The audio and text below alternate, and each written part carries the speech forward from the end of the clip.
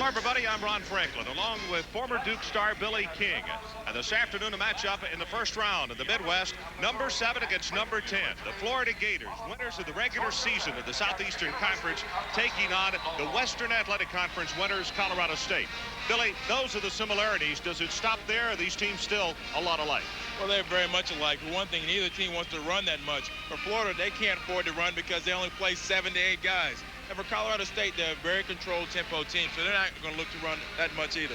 But Colorado State, it all starts with Pat Durham, and he's coming back home to play. He played his high school basketball right here in Dallas, and Joel Treblehorn.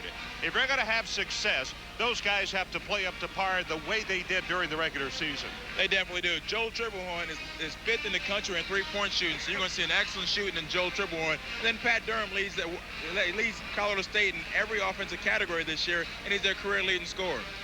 Well, for the Florida Gators, if you're 7-2, which Dwayne Census is, it's hard not to be recognized, and it'll have to be dealt with today. But probably the guy that has been most important for the Gators is a gentleman by the name of Clifford Lett. And has he ever turned it around, not only for himself, but for the Florida Gators? He definitely has. Ever since January 6th, he moved from the off-guard spot to the point guard, and the team went 16-5, and he regained his confidence. So he is the leader on the team at the point guard spot, and for them to be successful, he must be successful. So it's a good matchup between the Western Athletic Conference and the Southeastern Conference. And we'll be back with the introduction of the starting lineup.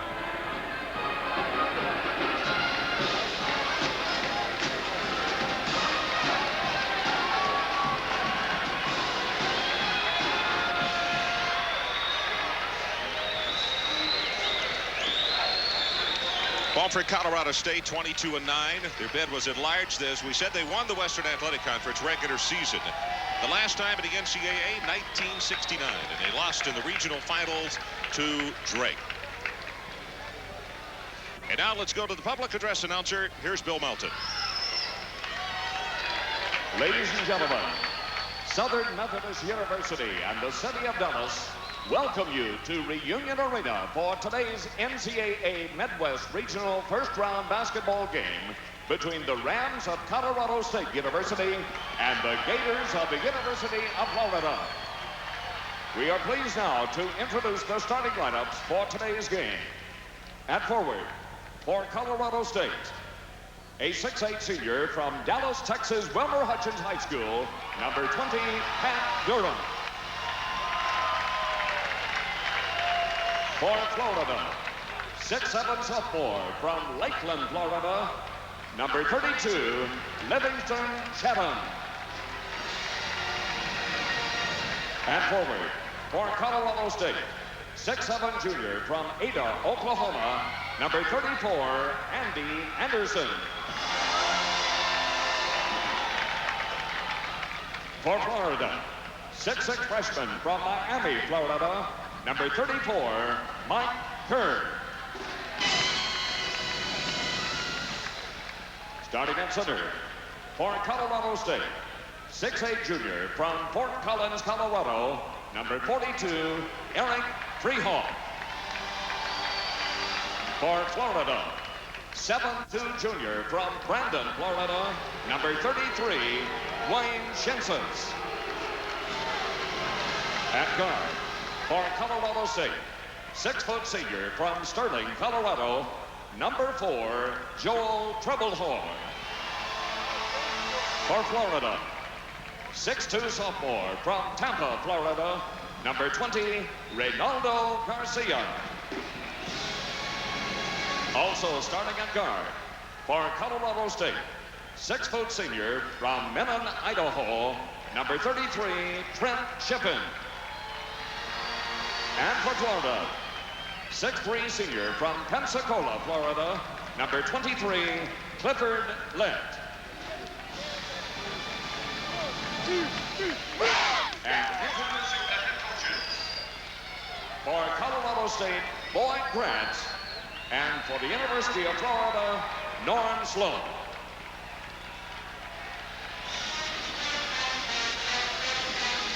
We'll return with the opening tip-off after these messages.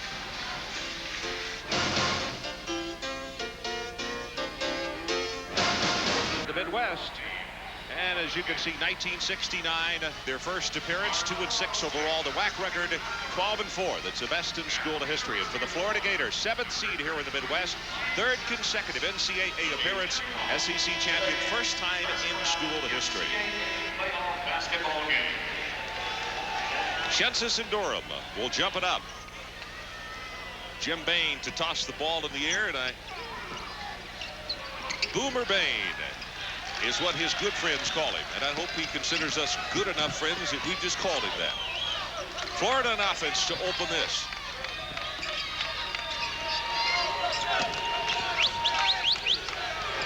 Garcia on the outside, a whistle away from the ball, and 3-second violation called on the Florida Gators. Livingston Chapman called for the 3-second violation, and the Rams of Colorado State will bring the basketball down. Billy, this is where we'll get you to start to explain exactly what their offense is about. Well, basically, you'll see them take a lot of time. They'll pass around. There'll be a lot of movement, and they're looking for a layup or the best open shot they can get. The Anderson in and out, won't go. Rebounded by Florida. Michael Kerr. Garcia all the way to the hoop, and it's blocked inside by Durham, and the follow not there. A third attempt by Florida, knocked out of bounds, and it'll stay with the Gators.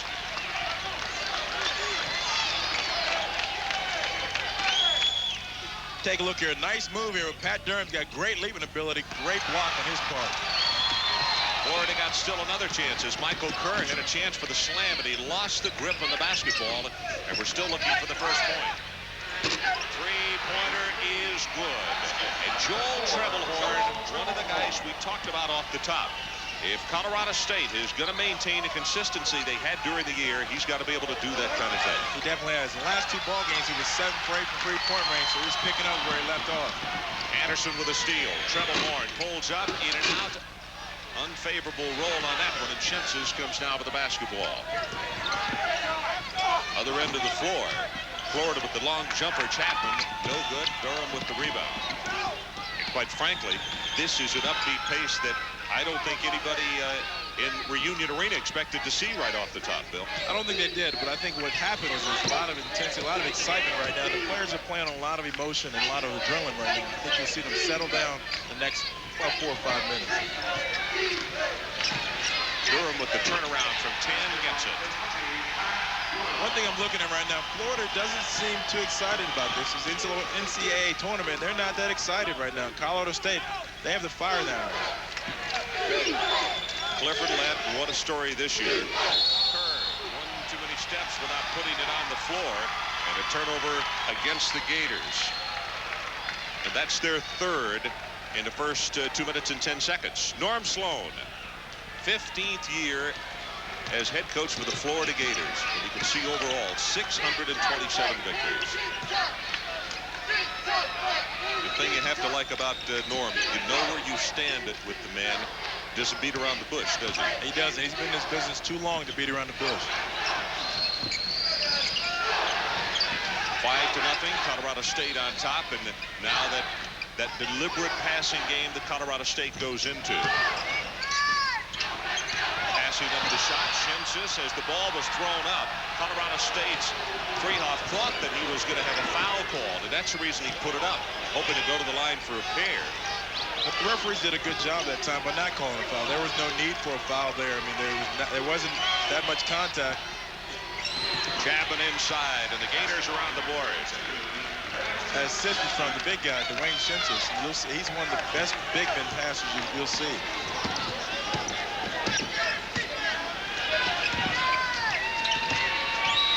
Freehoff as they work him high this time. Take a look where Shensis plays right now on number 42. Freehoff has the ball. He just backs off. He's almost in a zone himself. Inside, Kerr tries to knock the ball away. Durham bangs it off the glass. That's a nice shot and great body control.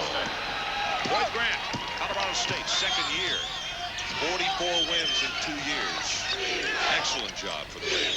Not a bad job. He did a great job when he was out of Fresno State. Dwayne Shensis, his first 2 of the afternoon, and when you see him do that, Billy, you have to wonder, is there really a defensive posture that you can gain, even with more than one person to stop that? He's so much bigger than everybody out there right now on the court. I mean, he looks almost like a giant out there amongst the little people.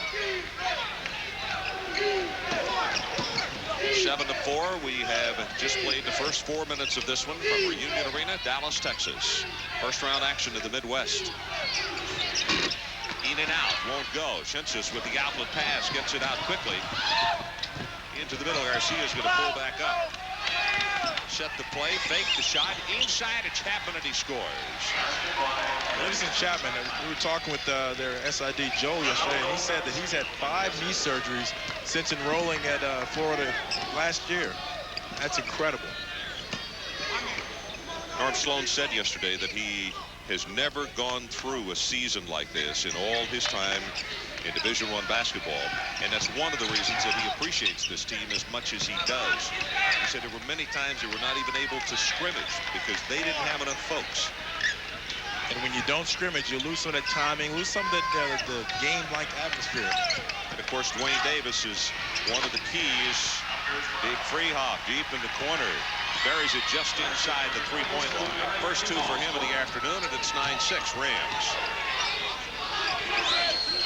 Dwayne Davis was injured in the Southeastern Conference tournament. Tore a tendon. 3 if it goes, and it's there. Clifford Lett with his first of the afternoon. Knocks down the three-pointer, and we're tied at 9.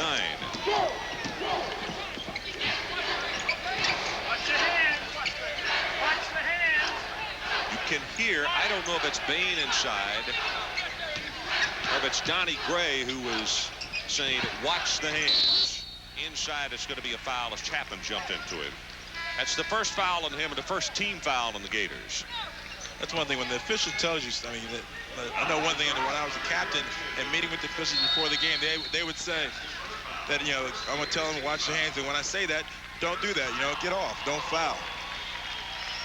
There's a timeout on the floor with our score. Colorado State 9 and Florida. We talked about Jim Bain off the top of the telecast today, or Boomer, as our director John Crow knows him by. Jerry Petro is the gentleman on the right, and it was Donnie Gray on the left. They are the 2 umpires. Florida 4 players. Lett, Shensis, Chapman, and Davis accounted for, and look at those numbers. Treble Horn. He can shoot the 3.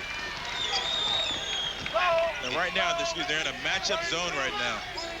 And then what that is, certain guys, they'll play a certain area, and when a player comes in that area, they're man-to-man for him. You see the switch right there. Florida's now 4 of 8 in the ballgame, 50% with that last shot. 5 of 9 for Colorado State. Foul along the line, and they're going to say no, stepping on the line. Freehoff was about to raise his hand, thought that he was going to be called for a foul for forcing him out, but that was not the case. Watch Garcia go baseline right here, and you'll see his foot. Well, I thought you would see his foot, but what I think he saw was his left hand.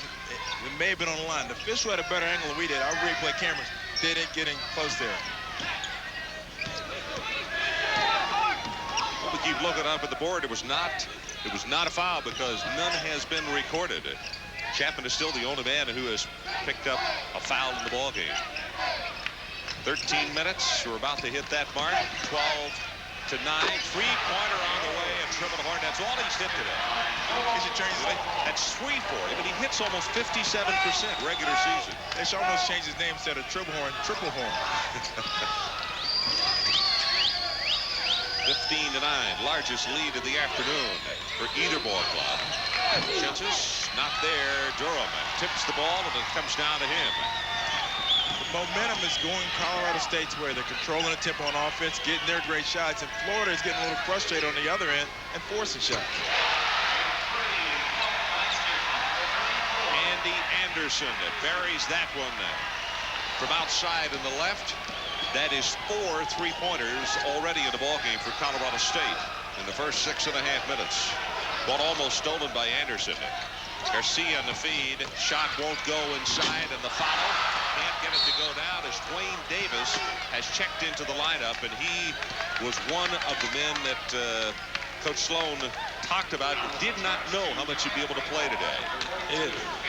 Nice move here. You see a great shot. And watch the rebound by Davis. He had 26 rebounds in 2 ball games in the SEC tournament before he partially tore his tendon in his knee. So he's a big factor. If he can play well for them today, then they'll have a better chance of winning this ball game. Different angle right here. Watch him come out of the corner of the screen. Number 50 gets it strong, goes up for the dunk.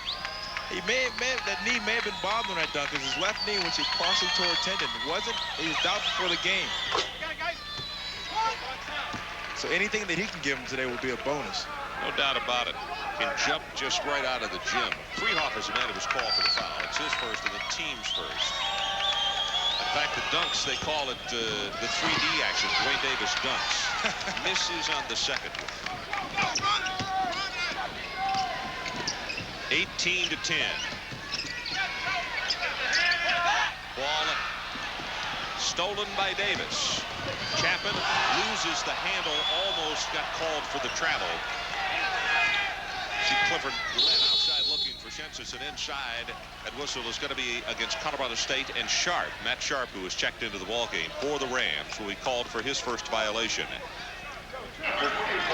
What you're seeing Colorado State doing right now, they're packing that man-to-man, that matchup zone. They're packing it in real tight so that Dwayne Shensis and Chapman and Davis can't go have a great ball game on the inside. They want to get beaten from the outside.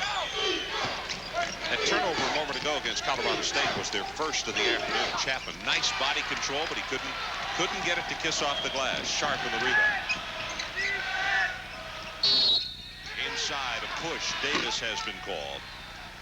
That was a great call by Donnie Gray there.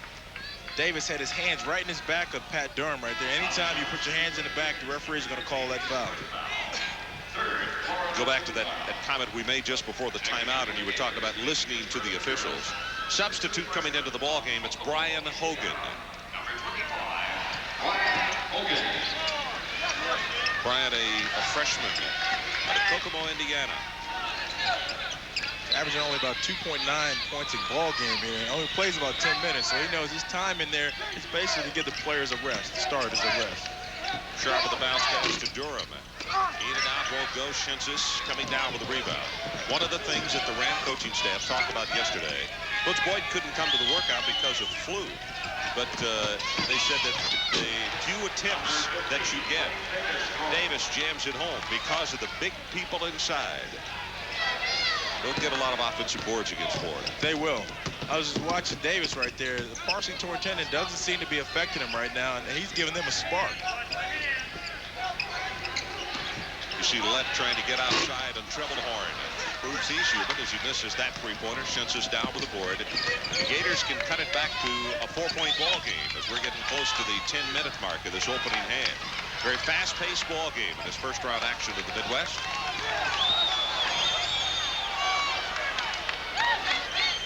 Dwayne's getting a little frustrated, Shensis, because he's not getting the ball when in the position where he would like it.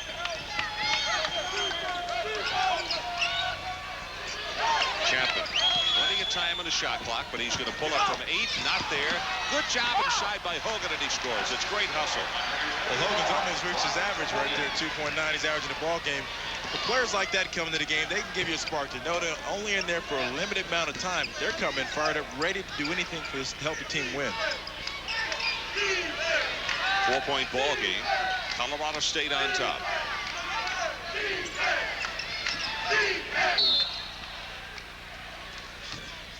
Caught Clifford Lett there trying to run through Trebelhorn. Excuse me, that Lett has been, you see him putting his hands on his knees. He's had to chase Trebelhorn all over this gymnasium this afternoon. It's his first third on the team. So there's a timeout on the floor with our score. Colorado State 18 and Florida at about the three-point line. Would you like to see the three-point line remain the same, which is 19-9, and you see the phone number to call, 900-260-6301. Move back to the international distance, which is 21 feet away, or move to the pro distance, 23 feet and 4 inches. Whichever your choice is, call that number. The call will be 60 cents. Ron Franklin along with Billy King from Reunion Arena, Dallas, Texas. 18-14 are scored. You see the field goals. Colorado State 54%. And Florida at 40%. Rebounds of the ball game, though, Billy, and this is not surprising. Florida 11-5. I think where you're seeing that as a big factor right now is when Colorado State shoots, if they miss, they're only getting one shot. I mean, you can't afford to. You've got to be more active. I think they're intimidated a little bit by Dwayne Simpson's height, but they don't fight to get around him. They figure he's 7'2", he's going to get the rebound. The one thing, though, the Rams have taken good care of the basketball. As you see the screen out high for Durham, and he buries it. That's 6 for him. Is the fact that only 1 turnover against Colorado State. So very good taking care of the basketball in this first 11 minutes. They're a very, very well-coached team fundamentally. They watched some practice yesterday. They do a lot of drilling, and a lot of teams came in yesterday just worked on shooting the ball. They went to their basics of drilling. And I think that's why they're successful. That's why they're here in the NCAA tournament. Being a former really good defensive player yourself, I know that did catch your eye. And you made the comment, hey, everybody else came in here shooting. Those guys aren't touching the basketball. Jump shot not going to go down off the glass. Rebounded by Colorado State's Glenn Tryon, who has checked into the ball game.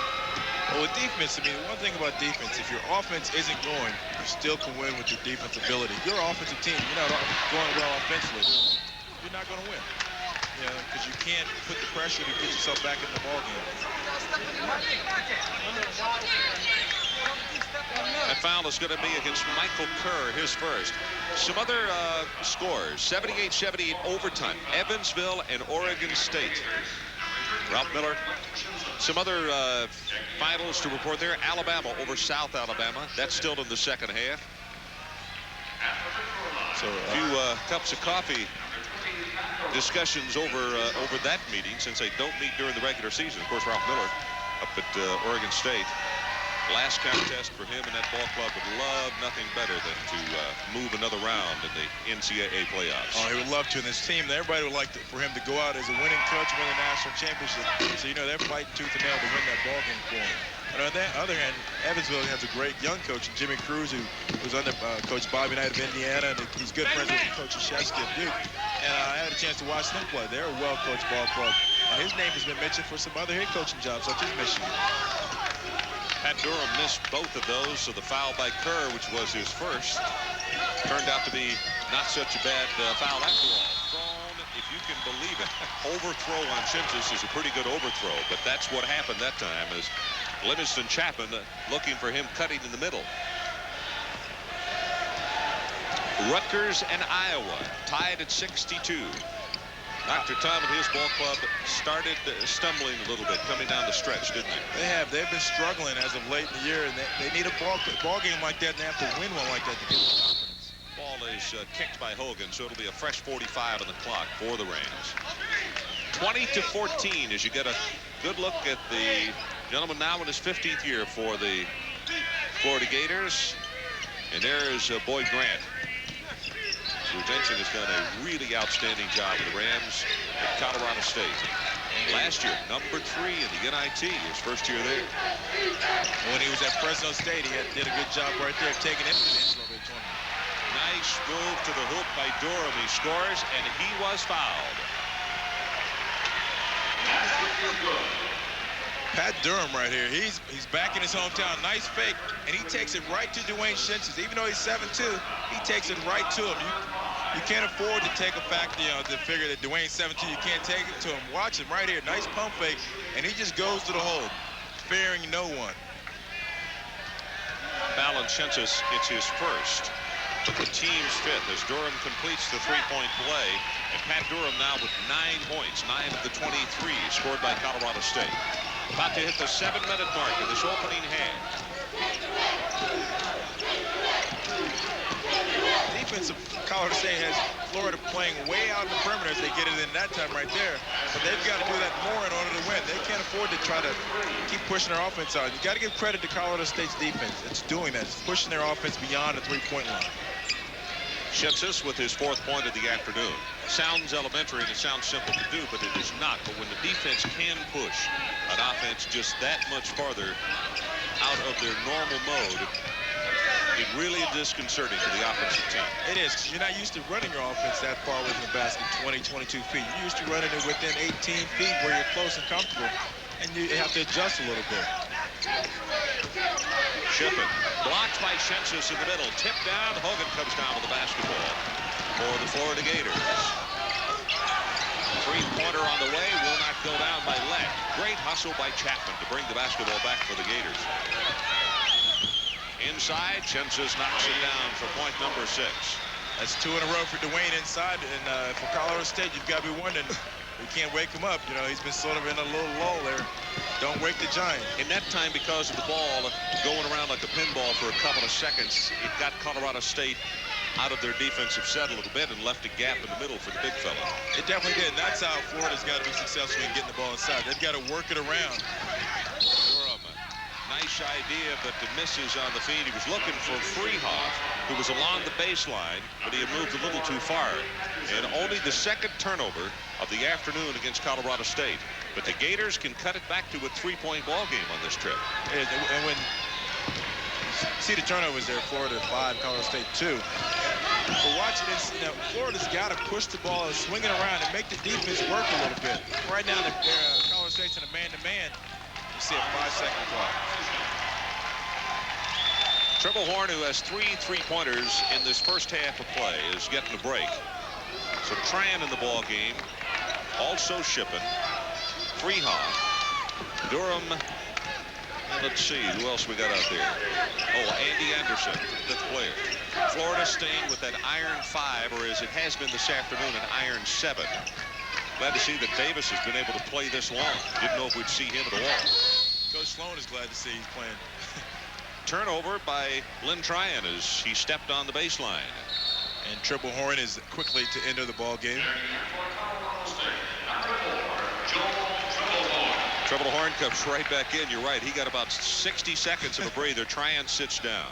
Let me try to explain what the 5-second call was quickly. The 5-second call is when you're closely guarded. You see Florida shooting 50.6 from the field, led the SEC this year. 5 seconds, if you're closely guarded within 6 feet, the Cincy scores. You have 5 seconds dribbling the ball. If you pick it up, you have 5 more seconds. And then once you have 5 seconds holding, 5 seconds dribbling, and 5 seconds holding again. So you really have 15 seconds. So that's why there was a 5-second call. He dribbled around longer than the 5 seconds. Hopefully I explained it well enough for some of the viewers out there. It's technical. Chapman whistled for a foul, and that's going to be the 2nd foul on him. And the 6th team foul against the Florida Gators. Watch Big Chapman here. He just pushes Freehoff out of the way to get to the ball. You can't do that in basketball, maybe in football. 4:38 on the clock, and there's a timeout on the floor with our score. Colorado State 23 and Florida 9 of 20 for Florida for 45%. And for Colorado State, 9 of 16 for 56%. And from 3-point land, look at that, 57% Colorado State. And in rebounds, Florida still leads by a heavy margin there, 14-6. With Triple Horn with an average of almost 57% during the season, and that's what his ball club is holding right now. He has sunk 3, Andy Anderson 1. He has, yeah, and Triple Horn, he doesn't look to shoot that many. He works, he gets the ball inside to Durham. He just happens to be open in the 3-point range, and he happens to be a great shooter from out there. Durham is 4 of 6 on the afternoon for his 9 points, and Chintz is also 4 of 6. There were 5 seconds on the shot clock. They used 40 seconds and got 2 points.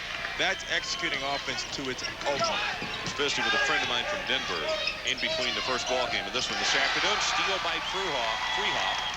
And he said what happens is after a time they just start to drive you crazy, because it's like you got your feet in cement and you want the ball game to move faster, but they're going to play it at their pace by doing that. They are, and they're thinking about that defense going to drive you crazy. You think they're going to tire out, or it's going to go away. It's not. They're going to stick with their game plan for 40 minutes or 45 minutes if they have to, if it goes overtime. But they're going to play their style of basketball. And in order for Florida to get their style going, they've got to pick up the tempo. Dwayne Chintzes can't stand back at the foul line and not pressure the ball. There's no reason for them to hustle. Triple Horn, running jump shot, not there, but he gets his own carom and a fresh 45. And that was with 3 minutes left until halftime. I mean, like Dwayne's got to get out there and pressure that guy. They've got to do something to get the tempo going in their favor, because right now, it's the way it's going. Colorado State's on a great momentum roll. traveling against Colorado State. That's their 4th turnover. Here's a final. My, final in overtime. Evansville wins over Oregon State, 94-90. So Ralph Miller bows out. What a fantastic career for that gentleman.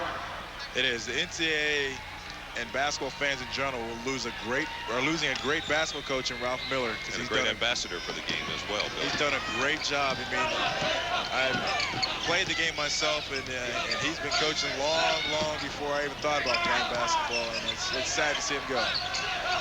Census with a quick out pass. Garcia. Hogan has Chapman along the baseline. Jumper won't go. Good position by Colorado State inside, and the ball is going to be a jump ball, and the arrow shows it will go to Colorado State. You know, that's something interesting. With 2 minutes and 21 seconds to go in the half, that favors, the arrow goes to Colorado State. But then for Florida, they can go lock and say, we have the arrow for the second half. That's a big plus, having the ball starting out the half when you haven't been playing well. Colorado State with a position inside. Census could have picked up a foul there had he been frustrated about that situation, but he didn't try to go over the back. Now, he's a smart player. He played on the team that traveled before the Olympic team that Coach Thompson used to select his Olympic team, and he learned a lot at that trip. Durham passes it up, goes to Sharp, who's out high, and they get the high screen. Trebelhorn can't get it to go. Yeah, Florida's just standing around. There's no eye in the tiger in their eyes. There's no excitement right now. And Colorado State's, the game is coming to them. They're just doing what they want to do out there. Andy Anderson with his 5th point, and it's a 7-point lead for Colorado State. Just under a minute and a half to play in this first-round game in the Midwest. Inside, Davis has an answer with emphasis. He's got the fire in his eyes, I guess, with that dunk.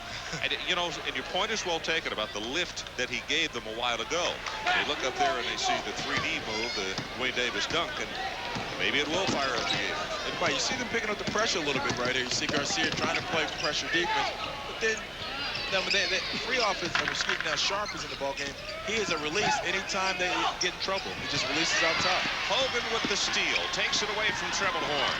And from behind, Andy Anderson goes right over the top of Hogan. Thank goodness. And good sportsmanship as Anderson comes back to say, believe me, no malice or forethought. I just couldn't stop.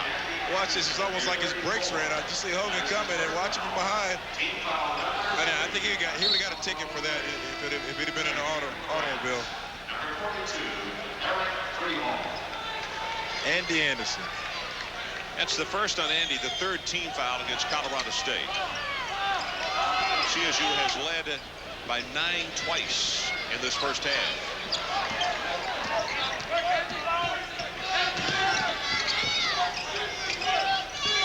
Gators need a pair right here.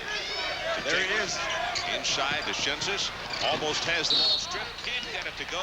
And a whistle inside. And it looks as though they're pointing at Florida's Davis. Davis was clapping. He thought it was on Colorado State. Well, you can't blame the youngster. He's trying to make something happen. And he's trying to get the fire now. He's trying to do something. You see Dwayne get the ball. Double clutches it. That's some agility right there for a 7'2" big guy. But you see him pushing there. He's battling. He's really trying to do what he has to get the team on the proper road here. Second foul in him, and 7 team fouls against the Gators. And one of the reasons he was applauding, when you look at that replay, Chapman was behind him, and he may have felt his hands at his back. He might have thought it was one of the opposition rather than his own teammate. That's exactly true. Sometimes you're out there, you probably see 2 guys grab the ball, same team, and walk with it. A lot of times you don't realize who's the other guy grabbing the ball. You just want to get possession. Shepard with his first 2 points of this first half. It is 29-27, and every time the Gators start to cut back into the lead, Colorado State comes back with an answer. No shot clock, and you can see we are under 30 seconds to play in this first half. Florida should wait for the last shot here. Chapman with a great move to the hoop, couldn't get it to go down, and Colorado State will have a last chance as the clock is down to 15 seconds. Trebelhorn nails it. That's just inside the line. It was not 3. 11 points for Trebelhorn.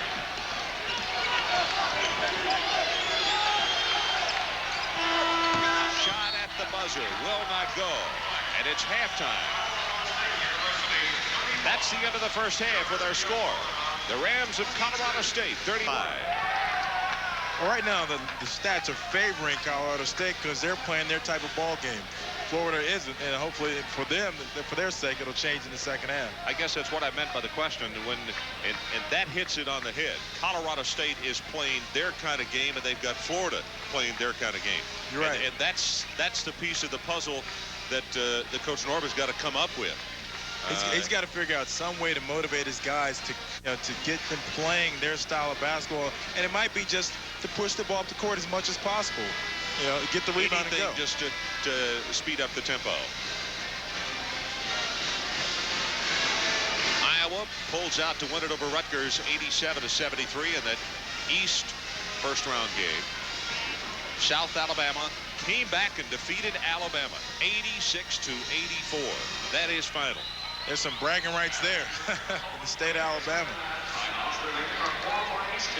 Otero, I have a feeling, is dancing around right now. He's dancing a lot, I'm sure.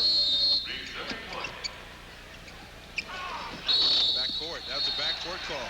Great call by the official. Well, Colorado State led all the way in that first half. And the reason that was a backcourt is he jumped from the front court area, caught the ball in the air, and landed in the backcourt. That's why it was a backcourt call. See turnovers for season and the margin.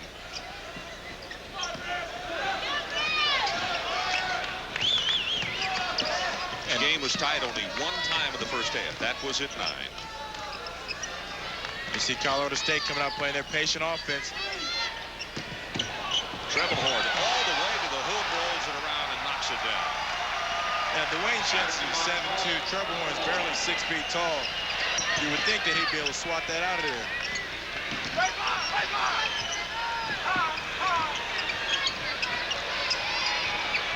Census, you see the double on him inside. Davis, double pump, and he puts it in. Great body control.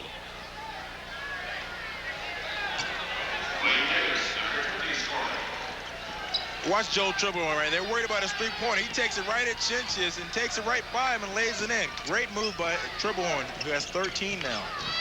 The look on Coach Sloan's face across the way is you give the pep talk and think that you got a few things, maybe taking care of some of the bleeding. You turn it over to open the second half, and then you let the smallest guy on the floor take it inside and score it. And he really grimaced as if to say, fellas, this is not what we talked about during that break. If he's trying to take care of the bleeding, he may have to get a tourniquet in a little bit. 9-point ball game. You see, he started Davis the second half. Number 50 for Florida. Yes. Trebelhorn, shot is down to 3. The shot clock, I should say, tip. Durham got a hand on it, but Lett comes out with it for the Gators. Tries to push it up. Tatum pulls up from 8. Captain misses on the shot, and down with the rebound, and you can see him just standing there holding the basketball, taking his time as Andy Anderson. And Florida hasn't run that much today, so those shots that Chapman just missed are the type of shots they've been used to taking, but they haven't done it today. So, that's why I think he missed that one. It was awkward for him in this ball game. Shippen wide open from the corner, and he buries the 3. There's 5 points for him, and that is the 5th three-pointer of the day for Colorado State. Nice feed inside. Chapman has it blocked from behind by Durham, and Shippen makes the save for the Rams. They're taking their time. One thing. Now let's take a look right now at the other end right here. You'll see this block coming. Chapman gets a nice pass right here, but he goes up and Durham comes from behind. Clean block, all ball right there. And then you see, you didn't see the save there, but Shippen made a great effort in saving that ball. One thing I've noticed about Colorado State is that when they score, they go back to their matchup zone. When they don't score, they go back to a man-to-man defense. And I don't think Florida's been able to figure that out yet. Not saying I'm the smart one because somebody told me at halftime. 17 minutes left to play in the ball game. Shot clock. is again this trip down to 6 seconds. Inside, Durham can't get it, and the intimidation by Schentzes caused that play to go awry. 12-point ball game, and the Gators need to start chipping away. Schentzes with a turnaround, not there. Davis inside, comes down with a rebound, and that foul whistled against Colorado State. I think that's on Pat Durham right there. That time got caught out of position as he's pleading his call to the official. It's only his first, and the team's first in the second half. You look at all kind of things for well-coached ball clubs, and in the first half, with the exception of the last 4 minutes, Colorado State only had 3 team fouls and 1 or 2 turnovers with 3.5 minutes to go in the halftime. Schentzes drives it home. When you're playing under that kind of control, Bill, it really helps things go in your direction. It means the other club's got to beat you. You're not beating yourself. That's right, and that's what Coach Boyd Grant for Colorado State, he's pleased with, because his team they're executing his blueprint to perfection. Schentzes now in double figures. That gives him 10 points. Durham at the free throw line. It's not there. Schentzes down with the rebound. And the Gators can take it out of a double-figure lead. And you see Coach Sloan saying, get on down the floor. Let's get something going. And the double team, Freehoff comes over and makes the steal. Help side defense rotates over. It's just like your coach teaches it on day one. Great steal right there by Freehoff.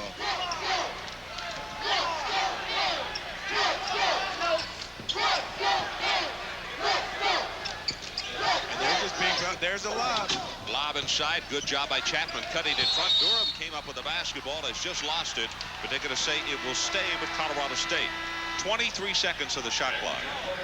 I was watching them practice yesterday. They practiced that play. It was number 5, and I saw a call, and I wasn't prepared for it. If I would have been on defense, I would have got dunked on. I said, I'm gonna remember that so I can call it out when they go to it. Jeez, I would have got dunked on that time. Freehoff passes up the shot. Trouble hard. 3 if it goes. That is his 4th three-pointer of the afternoon. He's got 16, and it is a 13-point ball game. Colorado State.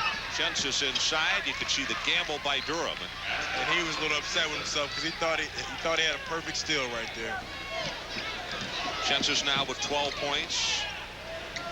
Davis has 7 since coming off the bench for the Gators. They're just working the ball around, running their motion offense, pass and cut. Pass and cut. Freehoff all the way to the hoop, can't get it, gets his own follow, and Schentzes turns around, and you can see the quick look at the officials saying, Jim, I thought I had basketball, but they call the foul on Schentzes, his 2nd. Anytime a big guy or anybody brings their hand down to block the shot, it's going to be a foul. And watch right here, you're probably wondering why it's not a charge right here, and I'll explain to you, but you see the ball right there, he gets his own rebound, and then he goes up strong and Schentzes gets the foul. The reason that wasn't called a charge is Hogan, number 25, was in position. He was underneath the basket, and the officials tell you, if you're playing, take a charge, do not get underneath the basket, because they don't look at that as a legal guarding position. So you won't see official call a charge when the guy is standing underneath, right directly underneath the basket. Freehoff misses them both.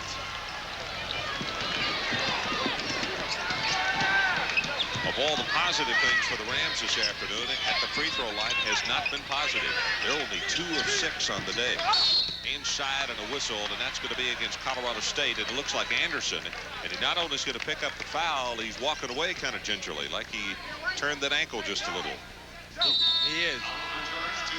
So 14:37 left in the ball game, and there's a timeout on the floor with our score: Colorado State 39 and Florida 28.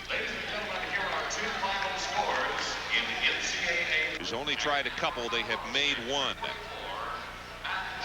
Shooting percentages for the Gators: 13 of 31, 15 of 28 for Colorado State, 54%. Billy, if somebody told you that in 25 minutes of college basketball that you would only have taken 28 shots, you'd think that you wouldn't have a real good chance of winning, right? Well, definitely, if I've taken all 28, we wouldn't have a good chance of winning. Durham has it knocked away, and Hogan will be called for the foul. This is my type of ball game here, not many shots. I know it. You've been sitting there just salivating for a defensive player, and I have to wonder about the other coaches sitting here watching this today. and watching what Colorado State does, and also you see the Gators on the bench. And he goes back to what my friend told me prior to the ball game. He said they will just frustrate you to death, but they don't beat themselves. And they are so very deliberate. They're very, very patient. They take their time. They're well coached. Each player knows his role. I mean, they know who the scorers are. Pat Durham, Joe Tribblehorn. They know to get them the ball in the proper situations. The reason I mentioned that about the number of shots taken, the ball is knocked out of bounds. It's going to stay with the Gators with 18 seconds in the shot clock. Is that teams that push it up and down the floor, you're talking about averaging probably 70 shots a ball game. Definitely, especially with teams such as Loyola Marymount. They're beyond. They're beyond the average team. Yes. Anderson faked the shot. They're going to come back out on top. You can see Matt Sharp is checked back into the lineup. Durham is stripped of the basketball. Lett. Good job by Tribblehorn getting back. Lett passes, and it's going to be stolen by Colorado State. That's Durham who comes back with it. That was great defense by Tribblehorn. Brought him under control and then made Lett get out of control and throw the ball away. That's the first turnover, the one against Colorado State a moment ago. First one of the second half. Every coach in America will love their team turn the ball over as few times as Colorado State does. Plenty of time on the shot clock. 16 seconds down to 15. Tribblehorn. Sharp turnaround jumper, and he gets it. That thing went off the corner of the board and then went down. I think I'd have made him call that one in voice. I think in the playground, you got to call that one. You got to call that one. First two for him this afternoon. It is 41-28. Schensis fouled inside. A Sharp one after him. That's going to be the second one on Matt Sharp. And it team fouls the third against the Rams in the second half. University of Florida, they've got to really turn the pressure up right now with 12:41 to go. I mean, they can't afford to sit back and wait for the game to come to them. Second time for this lead to have been this large. Davis with the jumper off the glass, and he knocks it down. They've got to pick up now, get up there and pressure everyone.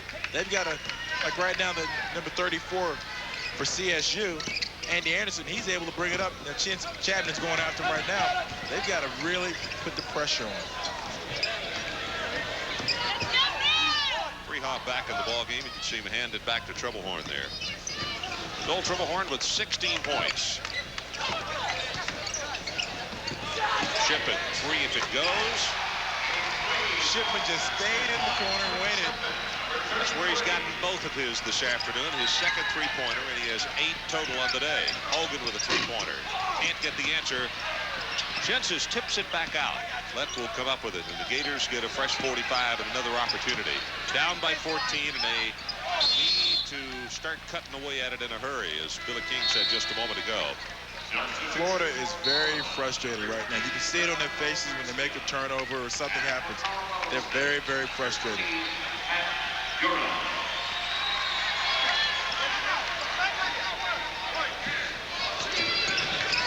Berg gets a break in the ball game. You see Garcia comes back in. Garcia left. Chapman handling the basketball right now. Schensis inside, and also Davis. That is going to be goaltending against Durham. Mr. Jim Bain from Big Ten makes a great call right there. See Chapman makes a nice move, squeezes through there, and see Pat Durham gets it on its way down. That's 2 points. Mr. Bain made a great call out of the Big Ten. Livingston Chapman credited with the hoop, so it cuts it back to 12.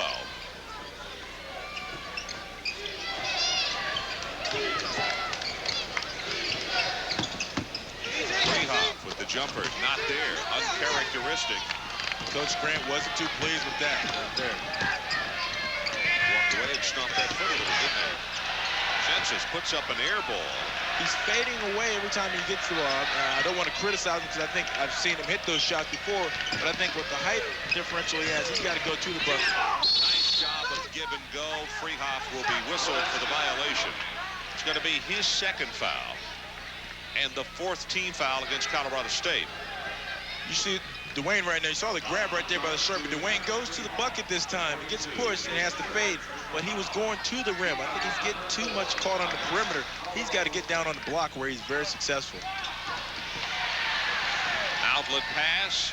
Shippen dishes it off. Anderson back to Shippen. Good job of defense by Florida. Garcia's the man that got a hand in there and fouled it up. Chapman back into the middle. One pass too many, and Freehoff knocked it out of bounds. This is as quick as we have seen the pace, Billy, since the first 60 seconds. And we talked about we were a little surprised. Shippen is coming out of the ballgame. Triad is coming back in. Now, this would play into the hands of Florida, wouldn't it? It definitely will. Coach Sloan that time told Garcia, take your shot. He wants these guys to shoot the ball. Yeah, he feels they're being too unselfish. He's trying to get them to play their ball game. Garcia with the tip there. That's his first 2 of the afternoon. 10-point ball game right now. You see the pressure is starting to pick up a little bit. But once again, Freehoff is out there as the release anytime he wants. Shensies is not playing him on top. Turnover graphic, 11-7. Points off turnovers, Colorado State 18-6. And in the second half, the difference in turnovers, Colorado State 2-4 against the Florida Gators as Durham takes it strong to the hoop. Durham took it right to the big guy inside. Pass a little too stiff, knocked out of bounds, and it's going to go to Colorado State. Shensis and Davis both pointing that it was touched last by Colorado State, but they're going to lose the appeal. 9:54 left in the ball game. There's a timeout on the court with our score. Colorado State 46 and Florida 34. Florida 16 of 38, and for Colorado State 56%, 18 of 32. Here you see what we got on free throws.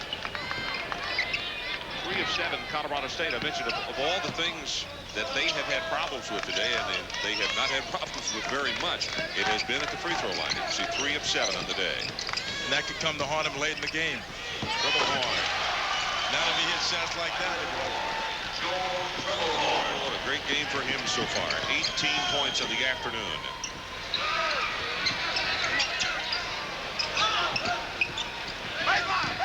Garcia, good quick first step. Dishes the ball to Chapman, but he was fouled on the floor. It looks like Tryon is the man they're pointing at. Yep, Lynn Tryon, freshman. The one thing I'm noticing about Florida right now is they're starting to play with a little more intensity, play a little harder for the fact that they are sensing they might lose this ball game, and that's sort of bringing the fire in their eyes out. 14-point ball game, the second time that Colorado State has led by this many today. That's the largest lead of the day. Ball is tipped and is going to be stolen. High on the man we were just talking about, and he reversed it because of the pressure from Chapman, missed it, and then gets his own putback. The one thing about that play is Colorado State's guys followed it up. They were there to help put it back in. Florida didn't get back on defense to help out. Let 3 if it goes. Barely caught iron on that one. On the floor, and it's on the baseline, and it looks like it is going to be Florida basketball. Mr. Bain was right on that call right there. The officials done a great job today. They've kept control of the ball game, and you like to see that. Norm Sloan. He's won a championship. 1974, the great one, David Thompson. And there's a player it's one of the assistant coaches on the bench, Monty Tao, who played with David Thompson, played a couple of years in the NBA, a great player than himself, sitting right next to him in the white shirt there. He was a great one. There you see Monty Tao right there. Played on the 74 championship team at NC State when Coach Sloan had the great one, David Thompson. Pass into the middle. Shensis looks for the cutter. Garcia's there. Nice play. Kelly McKinnon into the ball game for Florida, number 44. Kelly, a freshman, Norcross, Georgia.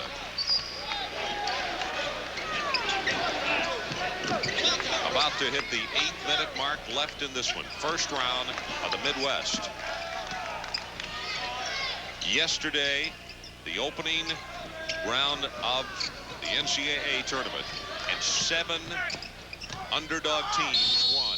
Inside, Durham gets it to go with the left hand, and he's fouled. Florida has done a great job early in the second half of keeping Durham on the wraps, but that is 4th point this second half. And it's amazing that they're able to score inside with the height differential. So there's such a large margin there. Dwayne Schutz is 7'2", and Colorado State's biggest man inside is 6'8". Let will get a break in the ball game. And also Michael Kerr, who is an outstanding outside linebacker on the Florida basketball team, is going to get a breather. Football, yeah. 16 points now for Durham as he gets his first free throw of the afternoon. But he could play linebacker out if he really wanted to. Well, the interesting thing is Coach Sloan said that he is just going to be a fantastic linebacker, but he said he was recruited by a lot of people for basketball, and he was that kind of athlete. And he said, we're not just playing him to play him. He said, he's a super athlete and a great basketball player. Feed inside and a whistle on the play. It looks like Durham has picked up the foul for Colorado State, his second. And that's on the pass. They won't be in the bonus right there because I think it was passing off. 16 fouls on the Rams. It's almost reversed. Florida has 3 this half. That's right. It was just the opposite in that first 20 minutes of play. Biggest lead of the afternoon by the Rams of Colorado State. That ball was tipped for the Rams. So McKinnon. They're having a hard time getting it in bounds. If I was, you got big guy Dwayne 7'2", puts his arm up, so he's about 8 feet tall. Just throw it upstairs. You see that time they used him for the screen, and Hogan came out and grabbed it in. Ball tipped. McKinnon will come down with it for Florida. Takes it all the way to the hoop. Finger roll, knocks it down.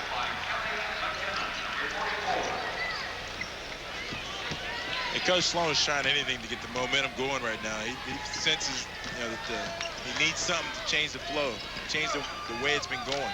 The one thing that he's got to change, he's got to get Dwayne out there pressuring free off. He's a release anytime he wants the ball.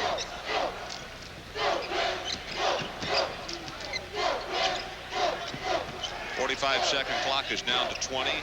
And as soon as Tran got the ball, he looked up at the clock, and the play will not set in motion probably until about 10 seconds below that. In fact, now it's down to 11, now down to 10. They'll set it. Durham. Triple horn. Feeds inside. Anderson took it strong to the hoop, missed it, but he was fouled by Shensis on the way, and that was with about 5 or 4 seconds left on that clock. They do it every time they can. And you know why you can tell they're very confident doing that? Is they practice it. You can tell they practice last-second situations in practice, and that's why they're successful at it. And they're a very, very good coach ball team. Dwayne Davis will take a rest. He's got 9 points in the afternoon. Chapman, Sanchez, McKinnon, Garcia, and Hogan, the 5 on the floor for the Gators. And Clifford Lett is about to check back in. Anderson knocks that one down. Substitute Lett will come into the lineup. And one thing about this Florida team, not to say that their chances are over here, but their only senior on that ball club is number 23, Clifford Lett. So they have a lot of these guys coming back, as well as Dwayne Shensia's brother, Travis Shensia, 6'8", who's coming into to play for them next year. I've seen people come across one table, but Durham went up 2 levels here at Reunion Arena. He had 1 more to go, but I think he may have saw his mom up there, wanted to go say hi. take a look at the rebounds in the second half. Second time that we've had a lead of 18. Shensis saves the basketball. They said it was tipped, and basketball will come back to Colorado State with 6:40 left to play, the possession era. Durham was hit at that side. I thought he was going to go up that aisle over there. You see Coach Sloan looking on in disgust right now. He can't understand what's wrong. And 6:40 left. They've got to find an answer, find a solution.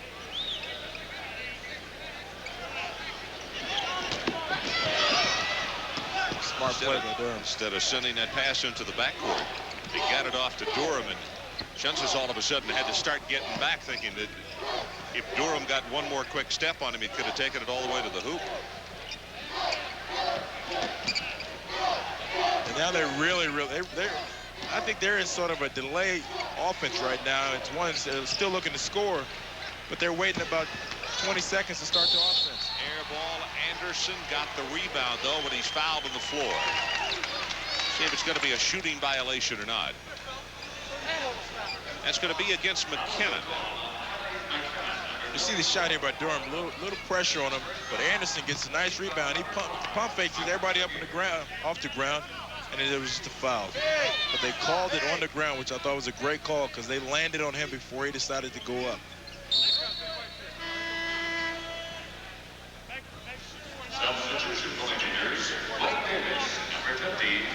McKinnon will go out, and Dwayne Davis will check back in.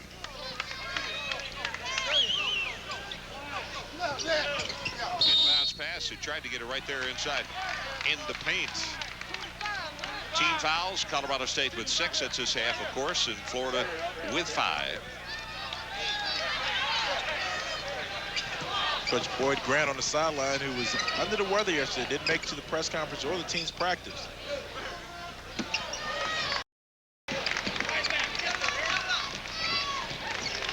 Fred Litzenberger is the man who substituted for him at the press conference. And of course, Fred is the man that really takes it to task as far as the defense for the Rams. He was on him. I mean, the guys responded well yesterday. Foul called on Dwayne Davis, his 3rd. The 6th team foul against the Florida Gators. You watch Davis here. He gets behind, and the pass comes in. And he comes over the side there. Anytime the official sees you coming from the backside like that, he knows that you must have brushed him on the shoulder and come over his back to get to the ball. So the best way is be in that position before the ball is thrown, and the foul will not come your way. You can see Florida trying to step up the pressure. Bryant going to take it all the way to the hoop, and it's partially blocked by Davis. And the Gators come down with the basketball. It's Clifford Lett. You see Treblehorn right in the middle, and oh, it is swatted away by Durham. And a foul whistled. Now they just over the baseline is what they're going to say. No foul on Clifford Lett, but they're going to say he had possession of the ball as he went out of bounds. And he was laying on the baseline, and the ball landed on him, and it was out of bounds. It was a great no call there. It wasn't. I didn't think there was a charge there. And you see it, the ball touch him as he's laying on the baseline. Great camera angle. It's a great call. Colorado State's ball. Actually, I should change instead of saying instead of him having the ball had him. You see Florida even trying now with a little half-court trap.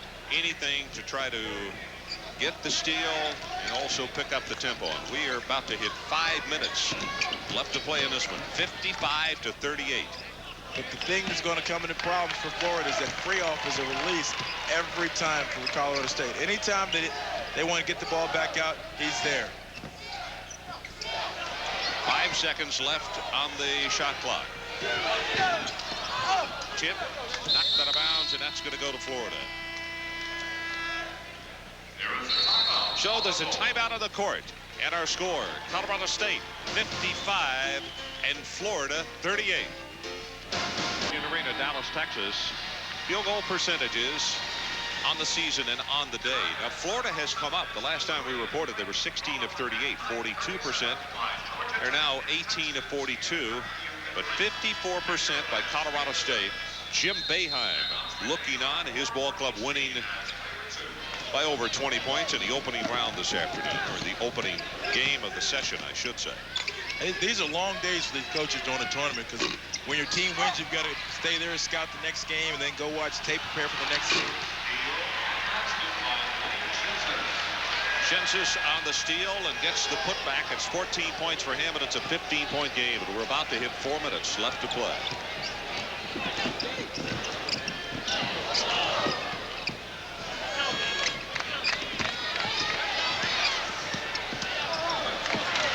Steal by Florida. Ron Franklin along with Billy King from Reunion Arena. First round action in the Midwest between the champions of the Southeastern Conference against the champions of the WAC regular season.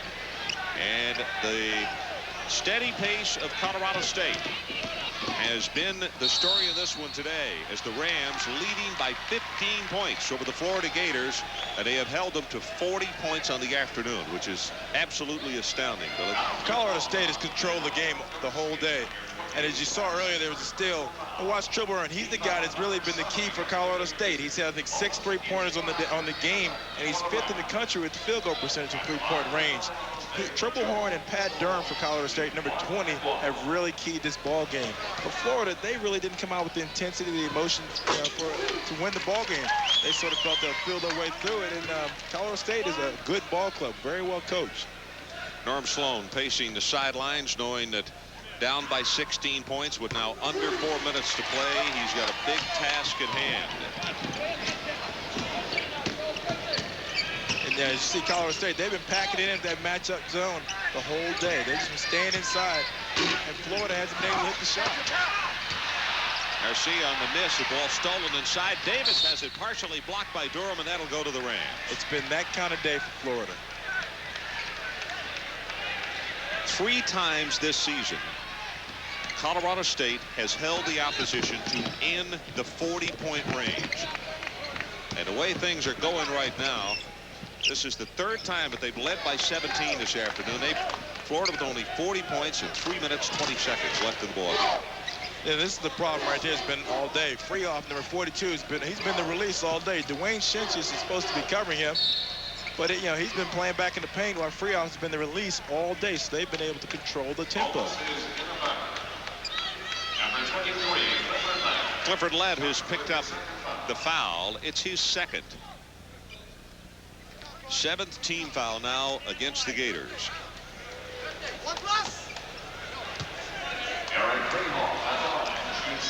Freehoff at the line, and in checking his numbers today, 2 points, 1 from the field, and well, it's his first at the free throw line. He was 0 for 2 until that trip right there. As a team, they shoot 75% from the free throw line, so that's going to help them with these 3 minutes and 9 seconds to go in the game. As they missed 2 there, though. 58 to 40. Lett with the 3-pointer on the way. In and out, not there. Chapman comes down with the ball. Turns, squares up to the hoop, and knocks down the 15-footer. That's 8 points for Chapman. They're very disciplined. They're getting it back out. The man they don't want to foul is number 4, Triplehorn. He shoots 88% from the free throw line. Freehoff has been fouled by Garcia. And on Garcia, that's his first. So a trip to the free throw line gives us an opportunity to talk about a couple of things. You will see a black patch on the left shoulder of all the Colorado State players. And in fact, as number 42 Freehoff goes to the line, you'll be able to see it better. That is in honor of Joel Triplehorn's mom, who died in January of cancer. And all the players selected after that happened to wear that for their respect for her and also for Joel. Ryan comes down with the ball, has it stolen. Triplehorn comes up with it all alone down floor. Anderson will jam it home. And now Colorado State will go back to their matchup zone. After they score, they go matchup zone. When they're on a miss or a turnover, they can stick with their man-to-man. Lett and Triplehorn tangled feet right there. Triplehorn got the worst of it, but he winds up with the overthrow on Shenses. Deals it back to Durham, and he misses the jam. But Florida's not up there playing defense. Their guys are walking back. I mean, Shenses, Chapman, all their guys, they weren't even getting back on defense. How do you expect to win a ball game if you're not going to hustle and play hard? 60 to 42 our score with 1:57. As Dwayne Shenses and Chapman have been taken out of the ball game, it's almost as Coach Sloan is waving the white flag. Well, he's down by 18. That's the largest margin of the afternoon.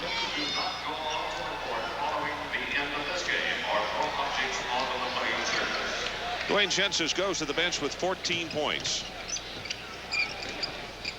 McKinnon, 18-footer wouldn't go down. Colorado State comes up with a basketball. Shenses, we had a long talk with Coach Sloan yesterday afternoon, and I think a very double and now a triple, and that's going to be a foul on Hogan. I still think that Shenses is a very misunderstood young man. I know that a label, Billy, can be given to somebody early on in their career, and it simply doesn't go away. It's true, and he's been through a lot this year. With the incident with the tennis racket. He played in a lot of places where tennis balls were thrown at him. One was thrown at him here, and he went to the officials to complain about it. But one thing he did in the Vanderbilt game, which it cost Vanderbilt the ball game, their fans threw a tennis ball at him. He stepped to the line, calmly sank 2 free throws and won the ball game. And Will then made the first 7 points of the overtime period, and they won it. You're right. Well, now Colorado State getting a chance to pay tribute to their heroes today, and Durham will go to the bench, and I believe 16 points is what Durham is going to finish the afternoon with. What an outstanding game for him. Trying at the line, in and out, it won't go. 6'7" sophomore from Arlington, Wyoming, number 23, Michael. Shot on the way, in and out, not there, tipped out of bounds. That's going to go back to Florida. This is why college basketball is so exciting, because upsets, which bring people to the television set to see the teams such as Colorado State, who haven't been heard of, win ball games such as this one today. Michael Kerr has just picked up the foul of his second. One other thing to mention, and I thought of note yesterday at the news conference, as that picture is worth a lot of words as to how this ball game has gone for which ball club, is that everybody there looked and put emphasis, as far as the media, on Florida because of the always tough Southeastern Conference. And the Colorado State guys obviously were underdogs coming into this one, but they couldn't wait to get on the floor to show their worth. And well, you have to give credit where credit is due. They have not only put it on the line, but they didn't really say anything that they had to back up, but it was like they were a little embarrassed at the fact that they were not given a little more respect. That's true. And over the years, teams that aren't given too much respect, the Rhode Islands last year, Providence, the Sienas of this year, those are the ball clubs that surprise people. Let's make one thing clear, though. We're not talking about a lack of respect by Florida and by Coach Sloan, more than anything by the media, because Coach Sloan yesterday afternoon said, gentlemen, understand one thing: if we get beat, it will not be because of a lack of respect. And he was trying to get that through to the media. People look at conversations like that and they say that's coach's talk. Right now he's down by 18 points. I don't think that's coach's talk. He came in here, he said he's seen Colorado State play. He said they're a very good ball club, and people can't, in the NCAA tournament, you can't afford to overlook anybody, because one loss, you're going home.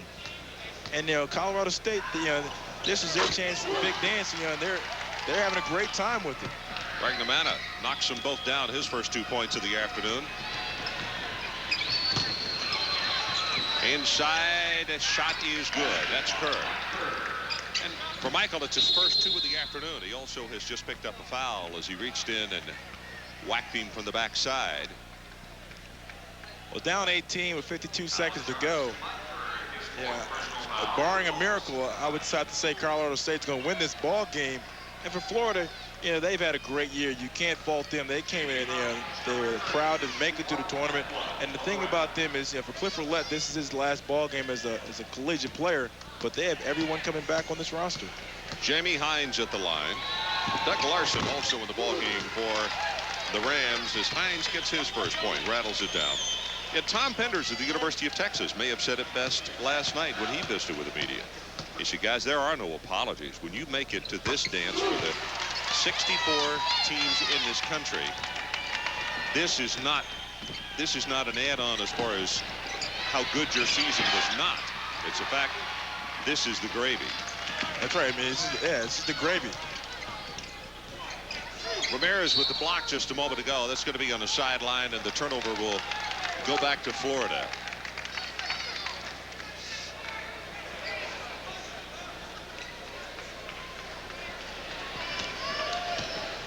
"35 seconds left to play in our ball game." Ron Franklin along with Billy King, and Colorado State, who won the WAC, has proved exactly why they came into this ball game with a total of 22 wins. Look at the reaction on the Florida bench. Livingston Chapman, 8 points he was limited to today, and it's been strong defense and also a slow-down, deliberate style on offense. Dwayne Shensis, 14 points for him today. And a good look at Boyd Grant, who has won, this will be his 45th win in 2 years at Colorado State. Joel Triplehorn getting a break now. He's on the bench. 20 points for him. And for Pat Durham, a total of 16 in the afternoon. And you really have got to give credit to Colorado State. They came in here as the underdogs. Not much was known about them, and they stuck to their game plan. They didn't change anything just because they were at the big dance. Ball tipped, and I believe it's going to be Doug Larson who will be given credit for that 20-point ball game. Yep, they're going to credit him with the hoop. 14 ticks left on the clock. Well, the folks in the Western Athletic Conference have said for a long time that they probably don't get the respect that they deserve. But I have a feeling that the folks out there in the Rocky Mountain country have got their chest out right now over their regular season champion, because Colorado State has just defeated Florida, who won the regular season SEC title, and they have done it convincingly, Billy King, by a total of 22 points. So let's take a break. That's the end of our ball game. With the final score, Colorado State 68-46. Colorado State winning over the Florida Gators. Our score at halftime was 31-22. And when you look at the consistency and defensive effort by the Rams today, holding a strong Florida team to 22 in the first half and 24 in the second half. And certainly congratulations to the gentleman that Billy King is standing by with right now, Boyd Grant, who has moved his team into the second round. Bill? Well, thank you, Ron. Coach Grant, congratulations. You know, you won a big ball game. Not a lot of people gave you much respect coming in, but you proved them wrong. Well, I hope so. You know, I thought we played good defense, and I thought that that we took away their inside game, and that's what we had to do. We knew they had some problems shooting the ball outside, but we knew if we took away their inside game and we could block them off the boards, we felt we could have success. And I thought that they played good defense, and we struggled offensively at times, but we scored enough points to win. Well, Coach, you only allowed them to get 46 points. That's the lowest opponent who's gotten on you this year. You know, how do you feel about your defense today? Well, you know, we kept changing because we wanted to confuse them, and we played hard, and you have to play with that kind of effort. A lot of times, if a team swings the ball real well against us and we're not quick enough to get there, we have some trouble. But today, we were able to get there most of the time, take away their inside game, put pressure on the ball on the outside. Kids played hard. Great effort. Well, Coach, your next ball game coming up, how long are you going to let them savor this victory? Well, I don't know.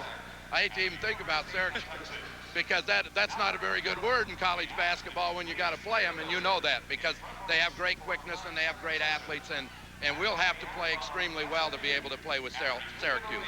Well, Coach, good luck, and we'll be rooting you on. Thank you very much. Well, now we're going to go over here and bring in Joel Triblehorn. Joel, you had a great game today. 4 3-pointers, 20 points. This has got to be great for your senior year. Yeah, it's really exciting, you know, to be here, like you say, my senior year, and only being involved with this program for 1 year, and to come in and, you know, first of all, to even have a chance to come and play in the NCAA tournament, and, you know, to come in and win the first game and play well, it's just a great excitement. Well, Joel, you're a perfectionist from three-point range. What kind of drills do you do, you know, to work on this shot? You know, because you may can help me out a little bit. I couldn't shoot when I played. I don't know, just a lot of practice, I guess, and, you know, my teammates did a great job during the game of, as they have all year, of really setting me up and giving me opportunities where all I have to do is stand there and shoot it, and they did it again today. It was just great. Well, any thoughts? You got Syracuse coming up. They've got a great team, great guard, Sherman Douglas, but you've got to be, you know, excited about playing them in the second round. Yeah, you know, you have to get, like you said, Syracuse is a great team, and it'll probably take our best effort of the season, you know, just to have a chance to win it at the end. So, you know, we'll look at them tonight, look at some film and things like that. But like I said, they're a great team. We're going to have to play great in order to be in the game. Okay, Pat Durham. He came home to Dallas. He's had a great game. Talk a little bit about Pat Durham, who's from Dallas, had 16 points today. Yeah, I know this tournament really means a lot to him, and to have the chance, you know, to come down and play in front of his family and a lot of people from Dallas. I know it really means a lot to him, and he's really been ready to play. He's played great for us all year, and it doesn't look like he's going to let up, which is a great sign for us. Well, Joe, good luck against Syracuse, and have a great time. Thanks a lot. Well, score 46-68. Colorado State's beat Florida. Let's go back to Ron Franklin. Okay, Billy King, we wish to take this opportunity to send out some thanks. First of all, NCAA Basketball Committee Representative Bump Elliott, Tournament Manager Marty McGinnis, and also Tournament Media Coordinator Ed Wisniewski.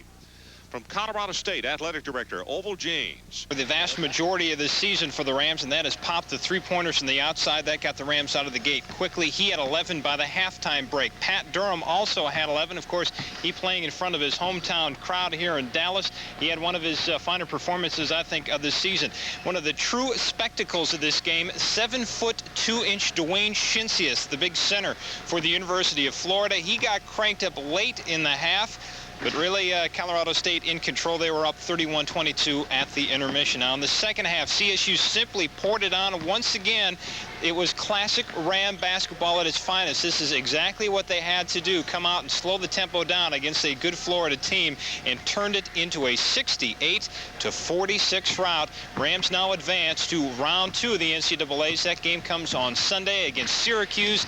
They also won in the early game of this upper bracket in the Midwest Regional here in Dallas. Right now, let's take you to some post-game comments.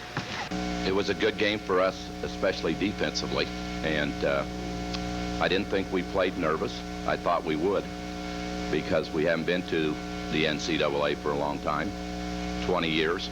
But you know, I was able to play well, and you know, Coach did just a great job of preparing us for this team. We just came out. We knew exactly what we had to do. We had to control the tempo, and we had to play good pressure defense, and I think we got those accomplished today. When you're seated lower, it really takes a little bit of the pressure off, and that may be, but either way, you know, we just want to come out and play hard and represent Colorado State in the WAC. They're very disciplined. They don't rattle, and if they keep shooting like that, and of course they've been shooting like that all year, they got a shot at anybody. So there you have it, some post-game comments from some happy Rams. Not overly happy. This team appears to be one that is on a mission. They're very happy that they came up 22-point favorites in a very big way, obviously, over the University of Florida today. But, of course, there is still Sunday's game in round 2, and they take on national powerhouse out of the Big East, the Syracuse Orangemen, which did a number on Bucknell. So those two clash. The winner of that will advance to the Final 16, and Minneapolis, Minnesota, and the Metrodome. Since Kristen pulled the trigger on J.R. Ewing, Colorado State not only came up with the upset in the first round of the NCAA tournament, they beat Florida with ease. Said transfer student Joel Tribblehorn, "I've been with underdogs my entire career, and this is kind of neat." Not exactly a word Boyd Grant would use, but the feeling is shared. It wasn't just St. Patrick's Day that brought out the green. CSU well represented in Dallas. The Rams never trailed against the Gators.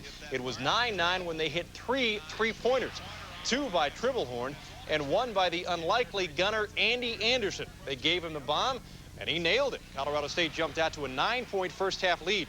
Pat Durham's three-point play comes the hard way. A nice drive. He gets the hoop and the foul, and the Rams led 31-22 at the break. Textbook Boyd Grant basketball. Tribblehorn sparked a second-half spurt that put it away. He had 4 three-pointers and a team-high 20 points this afternoon. Durham added 16. Spinning inside here, the lefty layup goes, and he draws the foul. Colorado State zipped away, and they advance into round 2 with a 68-46 win. For reaction to the Ram rout, let's join Mike Hafner live, who's outside of Reunion Arena. Mike, this had to be fun to watch. You bet it was fun to watch. By the way, I'll update you real quick. Texas is beating Georgia Tech by 5 points with about 2 minutes to go. And speaking of reaction with CSU, there were about 3 different kinds of reactions. One, the athletic director was really pumped. He gets another $250,000 for another round in the NCAA. The players were truly excited because they now have proved to the rest of the country that they can play with the good teams. But maybe Tiny Grant was most impressed. He said, "I'm going to love it when the rest of the country gets up in the morning, reads his score." He said, "We really shocked them by beating the Southeast Conference postseason champion, Florida." I think the big thing, and probably the shock, will be that the Florida won the SEC. And being a person that was an assistant at the University of Kentucky and knowing the strength of that conference, and then, of course, last year we were in Tennessee's tournament and we were impressed with Tennessee. I think that will be the shock, that we were able to beat them by 22 points. So, you know, it would even be a bigger shock, though, if they'd look in the paper and we beat Syracuse. You know, John, I really think that Tiny Grant believes that his club can beat Syracuse. I mean, he was so pumped up after the game.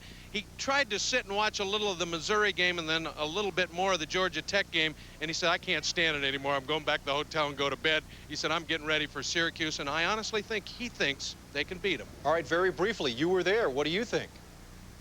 It depends. If Derek Coleman has still got the... At the 39% shooting. Florida had averaged 77 points a game. They had a season-low 46 points today, and it was, for people that didn't see it, a blowout. Just shut them down. Absolutely. Yeah. In Dallas, Midwest Regional, CSU in control. For from start to finish as they dominate Florida today, 68-46. It was 23-20 CSU when Boyd Grant's team put the game away. Pat Durham had 16, playing in his hometown, made it 25-20. Then it was Andy Anderson. Nice dribble drive inside, and it was 27-20. Joel Tribblehorn, the kid who transferred from Fort Lewis, led the way with 20, 31-22 at the half. Tribblehorn had 4 3-pointers. The Rams were 7 of 11 from three-point range. That three-pointer by Tribblehorn made it 39-26. And when Durham worked inside and was fouled, it was 53-36, and Jim Boeheim of Syracuse knew that he would be playing CSU on Sunday. In Dallas, Jim Hanchett has more on the Rams' victory. The Florida Gator covers his eyes. He doesn't want to see the inside scoring of the Rams' Pat Durham.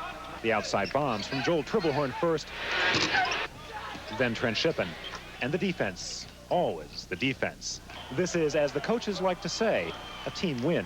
We really played a good game. I think we came out with the effort and the intensity we really needed to play with to compete with them. Catch your breath, Ram fans. Now CSU plays Syracuse Sunday. Led by Sherman Douglas, the Orange ran over Bucknell today, and they like to run. Boyd Grant's bunch doesn't. If his tempo is the thing that we play in the game, I'm sure they'll win. If our tempo is what we play in the game, at least I think we have a chance to be in the game. And now you play Sunday. Yeah, but, the second round, I guess, more of the same. Hopefully we can come out and play well. Syracuse is a great team, so just going to have to go out and do our best. To be playing here on Sunday, it's a tremendous accomplishment for a team that only a month ago was struggling through a mediocre season. Well, now they've won 12 out of 13, and now they're among the nation's best 32. This is a blast, I tell you. It's the funnest thing in the world. I'll never forget.